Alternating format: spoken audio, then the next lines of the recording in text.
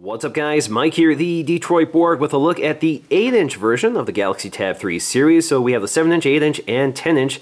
The 7-inch starts off at $199, 8-inch starts off at $299, and the 10-inch starts off at $399. So the standard configuration gives you Wi-Fi plus 16 gigs. You can get a 32 gig version. We also have white or brown colors. I went with the white, not interested in the brown color. And we can get this in a cellular version. So you could buy a version that has an earpiece with cellular voice and data. So that's a version sold internationally. You probably won't find that too readily available in the US. We do have that IR blaster like all the Tab 3 series, so you can control your TV using an app called Watch On integrated into the device. So let's take a look at the specs, which are not terribly impressive here. So we have a 1.5 gigahertz dual core processor. This will play back full HD. It does record HD as well. This is running Android, the latest version, 4.2.2, so it's also running the latest version of TouchWiz as well. We have a fairly large 4,450 milliamp hour battery. We have a 5 megapixel autofocusing camera. This actually has the best camera of the Note or the Tab 3 series. The others have 3 megapixel cameras. We have a 1.3 megapixel rear facing camera. We have 1.5 gigs of RAM, an improvement over the 1 gig of RAM in the 7-inch model. Now this 8-inch screen has a WXGA super clear LCD, so that gives us a resolution of 1280 by 800. That's good for pixel density of 189, which is kind of low for tablets this day and age. Now this is a DLNA certified device, so it will broadcast audio and video to DLNA equipment. You can do that through the video and music player apps built into the device. We also have Dolby Digital Plus programming, which enhances audio quality over the stereo speakers, so this makes it an ideal media tablet. So let's go ahead and unbox this thing and take a look. So I'm just going to cut the tab here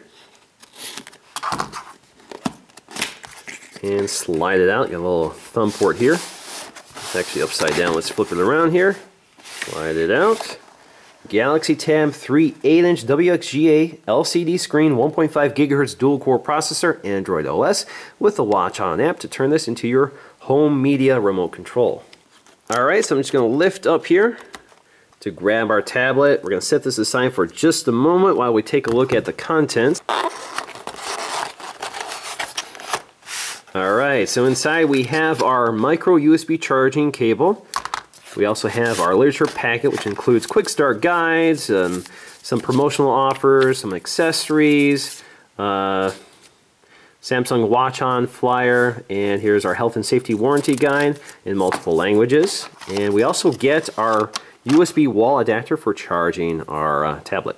Alright, so let's go ahead and peel all this plastic off. So you can see we have our micro SD card slot right here, so we can expand storage up to 64 gigs beyond the 16 or 32 gig capacities you have included. Looks like our little camera protector already peeled off here. So let's go ahead and peel off the plastic on the back. We also have our front tablet here, front panel here. Remove that. Alright, we also have all these strips of plastic along the side which we have to peel off. So with all the plastic off, we can take a look at the design. And the first thing that I notice here is that the similarly sized Note 8.0 has a wider bezel. This has a thinner bezel. This more resembles the iPad mini. We do have the same screen here, just a different form factor. So the Note 8.0 is actually a higher spec device, and we do have that stylus in here, which I've reviewed previously. This is more expensive, $399 versus $299 for the stylus-free version. So if you look at the iPad mini, again, you can see we have that smaller bezel here, but it is a taller display. Now if we look down at it, you can see the iPad mini is still wider, but the 8-inch Tab 3 is taller. Now in terms of the hardware, we have our 1.3 megapixel front-facing camera with an ambient light sensor. Down here we have our home button, menu button, and back button, which are in portrait orientation. Now up here, if you have the cellular with voice, you would have that earpiece there. So that's where they leave that spot open for that. Now if you look along the side, you'll find your IR blaster, your volume rocker, your power on and off button, as well as a microphone. So you can see we have this kind of metal-like plastic finish. It's not metal, it's all plastic. Along the bottom, you have these dual stereo speakers with Dolby programming for increased audio quality, micro USB port for charging. You also have your micro SD card slot, which pops out. You can insert your 64 gig card there. Now up top we just have our headphone jack. Back here you'll find your 5 megapixel camera with autofocusing. Now this is kind of a different orientation than the Note 8.0. So if we look at the Note 8.0 here, you can see that's placed toward the center and you have that big bump out for it. Now in terms of the materials used, this is very similar to the Galaxy S4. So we even have that glossy plastic with that sort of weave pattern to the back. So you'll see that in the back panel. This is a non-removable back panel. On the front you'll also see that weave pattern to the bezel surrounding the screen. Alright, so I'm just going to boot this up for the first time by tapping and holding the power button. This is running Android 4.2 with the latest version of TouchWiz.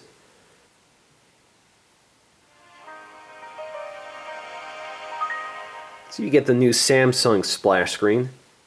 Now let's go ahead and take a look at the stock configuration. So here we have the lock screen, so you can swipe anywhere on the lock screen to wake it up. You even get that starburst effect we see with the GS4 and other TouchWiz devices. We have our volume controls here, so if you tap on your volume controls you have more specific controls. Here's our home screen. We can pinch out to see all of our home screens. We can add new home screens and we can change which one is home by tapping on that. So we hit home, goes to the new home screen. Pinch out again, let's select that. There we go. So this is the stock configuration. This is what you get when you set it up for the first time before you restored it or added your own apps. So let's go to our drop-down menu here. Drop down, here we go. So we get our notifications, which we can swipe out of the way to clear them. We also have clear all. You can also expand notifications using that 2-finger gesture, which is an Android 4.1 feature. We have lots and lots of toggles up here, which reveal some of the features available here. You can also toggle between them by tapping up here. You can also use the 2-finger gesture to get to that. So if you're on the lock screen, whoops, let's try again. There you go. And you can quickly toggle any of these on and off. You can also edit what appears here or what order you have here. You can't remove them, but you can reorder them. Now in terms of our basic controls, we have the home button, which takes us to the home screen. We have our menu button, which is contextual, and we have our back button. Now if you do the long press on the home button, it takes us to our recent apps. This allows us to swipe them out of the way to close them, or tap on them to launch them. We can also clear them all, or we can go to Google Now. Google Now allows us to perform actions or to do searches, so let's do a basic one.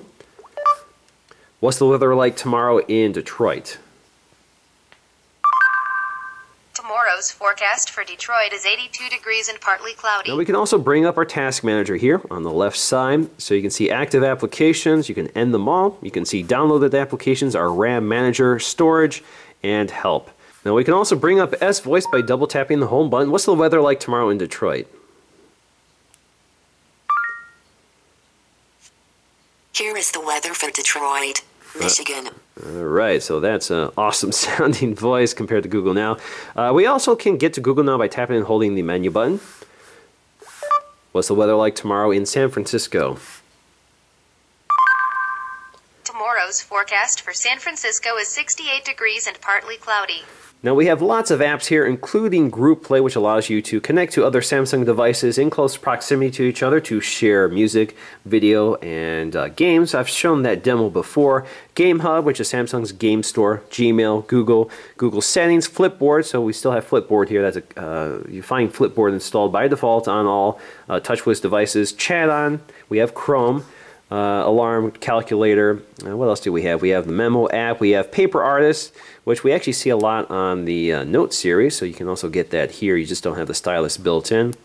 Now we also have S-Translator here, so we can speak in one language and it will output in another language. We also have two apps for utilizing the IR blaster to control our AV equipment. Watch On is the newer Samsung app, and we have the third-party Peel Smart Remote app. The Watch On app is probably more interesting here. It's more up-to-date. And it also features the capability of working with Samsung Smart TV, so not only can you control your TV with the Watch On app using the IR Blaster, but you can connect your TV to your tablet. Basically, whatever is broadcasting on your TV can be played on your tablet. So if you walk away with this, you can, in theory, take whatever is playing on your TV and take it with you around the house. So it's kind of interesting. We also have the Story Album feature. We have the screensaver, the S Planner Polaris Office. So we have an Office suite, the standard Samsung video player, as well as the music player.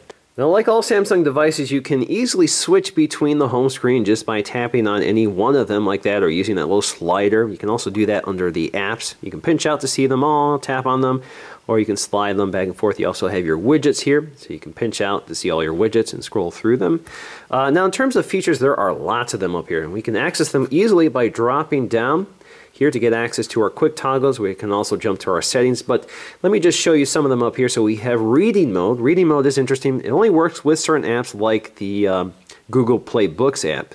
So if I go to launch the Google Play Books app, with it toggled on, you can see it automatically changes the screen color for optimal reading conditions. And if I close the app, you'll see the screen change to a more standard configuration, which is a brighter, bluer color.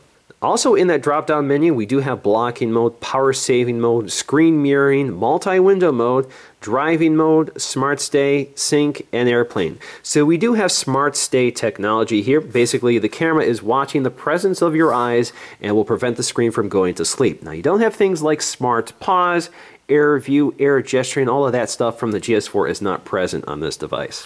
Now, if you want to access the settings for any of these toggles, all you have to do is tap and hold on any one of them. So for example, if I want to go to my blocking mode settings here, just tap and hold it. Takes you to the settings panel. So if I enable blocking mode, I can control some of the things you can do with it. Basically, it turns off notifications. It's a particularly useful feature, something that stock Android does not have, which I actually really appreciate here. So you can turn off all notifications right now, or you can enable, let's go ahead and turn off notifications and enable it for certain times of day. So you can set it for 10 p.m. to 6 a.m. when you wake up in the morning. So basically, it'll automatically turn off your notifications so it won't wake you up at night.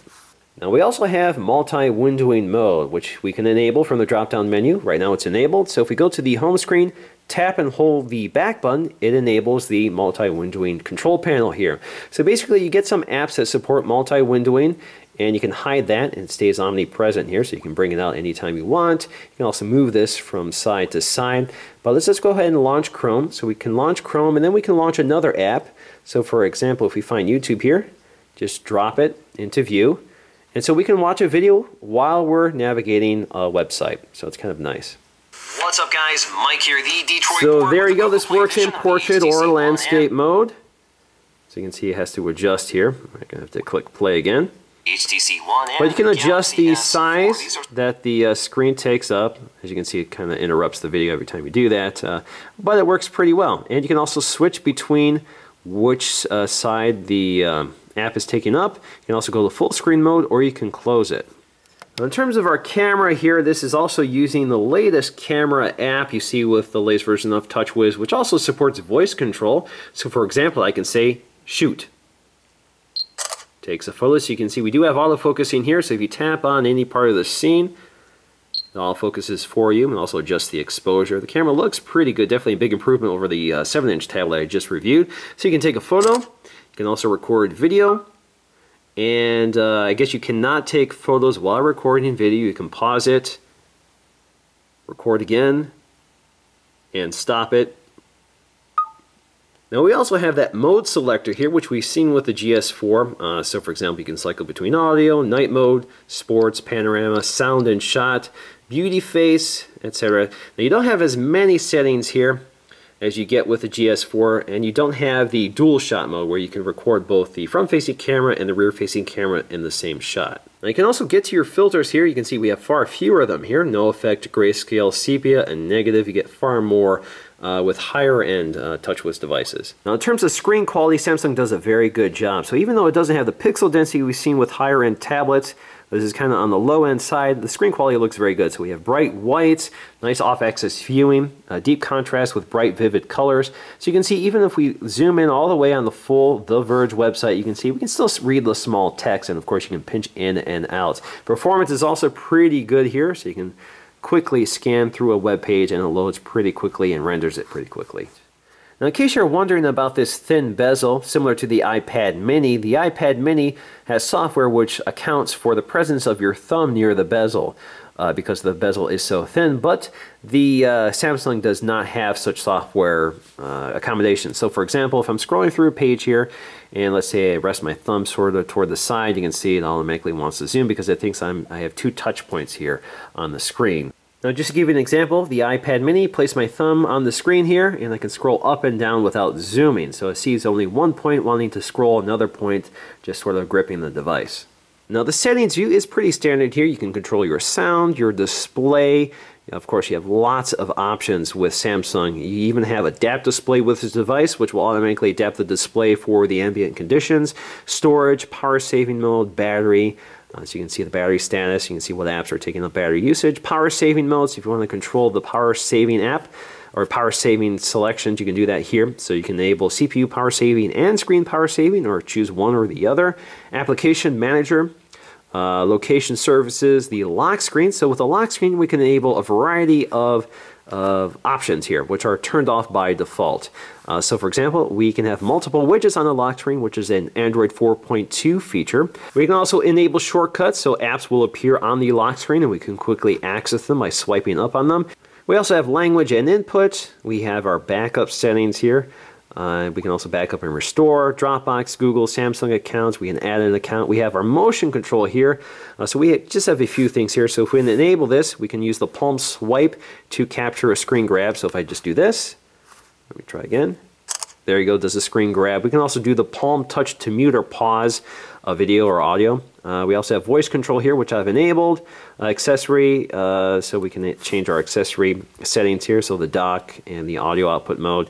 Date and time, accessibility, and about this device. And just to show you, this is running Android 4.2.2. Now let's just go back to that lock screen and take a look at some of the features I've just enabled. So for example, you can see when I swipe now, I get to the option to add a widget. So these are the lock screen widgets.